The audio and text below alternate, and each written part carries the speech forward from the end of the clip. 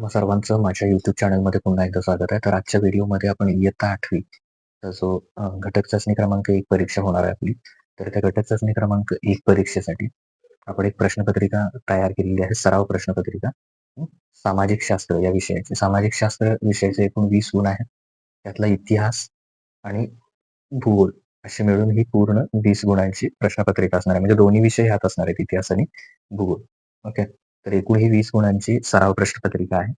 तर तुमच्या परीक्षेमध्ये या स्वरूपात म्हणजे यासारखे प्रश्न तुम्हाला येतील. हेच येतील असे नाही, तर या स्वरूपातले प्रश्न तुम्हाला तुमच्या परीक्षेमध्ये नक्की दिसतील. त्यामुळे व्हिडिओ जो आहे तो पूर्ण बघा आणि यासारख्या प्रश्नांची तयारी करा. सामाजिक शास्त्र सराव प्रश्नपत्रिका 20 गुण. तर पहिला विभाग आहे त्यातला इतिहास. तर इतिहासामध्ये प्रश्न क्रमांक 1 दिलेल्या पर्यायापैकी योग्य पर्याय निवडून विधाने पूर्ण करा. 20व्या शतकातील आधुनिक तंत्रज्ञानाचा एक आगळा आविष्कार म्हणजे काय येणार? पोवाडा, छायाचित्र, मुलाखती का चित्रपट? तर कोणता आविष्कार? तर यातला योग्य पर्याय तुम्ही निवडायचा आहे. दुसरा, औद्योगिक क्रांतीला प्रारंभ कुठे झाला? कुठल्या देशामध्ये झाला? इंग्लंड, फ्रान्स, इटली की पोर्तुगाल? तर यापैकी योग्य पर्याय तुम्ही निवडायचा आहे. 1802 मध्ये पेशव्याने इंग्रजांशी तैनाती फौजेचा करार केला. तैनाती फौजेचा करार कुणी केला? तर या तिन्ही प्रश्नांची जी उत्तरं आहेत ती तुम्ही कमेंट सेक्शन मध्ये काय करायचे मला सांगायचे. नेमकी काय उत्तर येतात बघूया कोण अचूक उत्तर देत आहे. ओके. तिन्ही योग्य पर्याय निवडायचे जे प्रश्न आहेत त्याची अचूक उत्तर तुम्ही द्यायचे. आता त्याच्यानंतर एका वाक्यात उत्तर द्या. कोणतेही 3 म्हटले पण परीक्षेला तुम्ही सर्व प्रश्नांची तयारी करून जा, जेणेकरून सराव प्रश्नपत्रिका असल्यामुळे यातले काही प्रश्न तुम्हाला दिसतील. बंगालमध्ये दुहेरी राज्य व्यवस्था कुणी सुरू केली? त्याचं नाव लिहायचं. मुंबई बंदराचे मूळ आराखडे कोणत्या विभागाने तयार केले? कोणता विभाग आहे ज्यांनी मुंबईचे बंदर आहे त्याचा मूळ आराखडे तयार केले? कोणता कालखंड युरोपातील प्रबोधन युग म्हणून ओळखला जातो?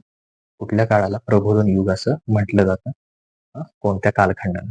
तो कालखंड इथं लिहायचा. लिओनार्दो दा विंची या चित्रकाराच्या कोणत्या चित्रकृती आजरा अमर ठरल्या? त्या चित्रकृतींची नावं लिहायची. त्याच्यानंतर पुढचा जो प्रश्न आहे, संकल्प चित्र पूर्ण करा. मौखिक साधने कोणतीही 4 मौखिक साधनं लिहायची आहेत. तर इथं कोणतेही एक म्हटलं कृती मात्र दोन्हीचा सराव करा. व्यापारासाठी भारतात आलेले युरोपीय कोणकोणते युरोपीय भारतात आले होते व्यापारासाठी? तर त्यांची नावं इथं लिहायची. त्याच्यानंतर पुढे नागरिकशास्त्र मध्ये प्रश्न क्रमांक 2 रिकाम्या जागी कंसातील योग्य पर्याय निवडा. आता बघा, अध्यक्षीय शासन पद्धतीत हे कार्यकारी प्रमुख असतात. अध्यक्षीय जी शासन पद्धती आहे त्यात कोण प्रमुख असतं? इंग्लंडची पार्लमेंट झालेली संस्था आहे. कुठली संस्था आहे? कायद्याने, राजधानीने, उत्क्रांत का ठरावाने? तर याची सुद्धा उत्तरं तुम्ही कमेंट सेक्शन मध्ये सांगायची. तर याची उत्तरं तुम्ही कमेंट सेक्शन मध्ये खाली सांगायचे, त्या 2 प्रश्नांची उत्तर. ओके. त्याच्यानंतर पुढचं आहे एका वाक्यात उत्तर द्या.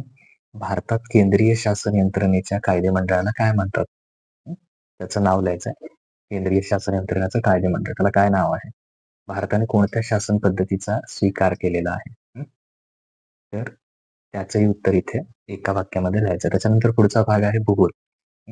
आता त्याच्यामध्ये प्रश्न 3 रिकाम्या जागी कंसातील योग्य पर्याय निवडा. पृथ्वीच्या परिवलनास तासांचा कालावधी लागतो. किती परिवलनासाठी किती कालावधी लागतो? आपण पृथ्वी इथे 380, 24, 100 आणि 180 हे 4 पर्याय दिलेले. त्याच्यानंतर आपण पृथ्वीच्या ज्या थरावर राहतो त्याला काय म्हणतात? प्रावरण, गाभा, भूकवच का खंडीय कवच? तर या सुद्धा 2 प्रश्नांची तुम्ही कमेंट सेक्शन मध्ये उत्तर सांगायचे. आता बघा, याच्यानंतर एका वाक्यात उत्तर द्या. पृथ्वीच्या गाभ्याचे 2 भाग कोणते? कोणते 2 भाग आहेत पृथ्वीच्या गाभ्याचे? पृथ्वीच्या कोणत्या भागात शिलारस तयार होतो? त्याचं नाव लिहायचं आहे. त्याच्यानंतर पुढे थोडक्यात उत्तरे लिहा. कोणतेही 2 म्हटले तयारी करताना जे तिन्ही आहेत ते त्याची तयारी करा. 4 गुणांसाठी एखाद्या प्रदेशाची प्रमाण वेळ कशी निश्चित केली जाते? एखादा प्रदेश आहे तिथली प्रमाण वेळ कशी ठरवली जाते? 4 ओळीमध्ये 3 ते 4 ओळीमध्ये स्पष्टीकरण द्यायचे. त्यानंतर भारताची प्रमाण वेळ कशी ठरवलेली आहे? कोणती आहे ती प्रमाण वेळ? तर भूकवचाचे 2 भाग कोणते? ते स्पष्ट करायचं. त्याचं स्पष्टीकरण द्यायचं. तर इथं समाजशास्त्र हा जो विषय आहे त्याची एकूण 20 गुणांची सराव प्रश्नपत्रिका इथं पूर्ण होते. या स्वरूपात प्रश्नांची तयारी करा. तसंच 8वीच्या इतर जे विषय आहेत त्याची सुद्धा आपण सराव प्रश्नपत्रिका बनवलेली आहे. त्याची लिंक या व्हिडिओच्या डिस्क्रिप्शनमध्ये खाली आहे. तिथे जाऊन तुम्ही इतर सुद्धा बघू शकता सराव प्रश्नपत्रिका. ओके. थँक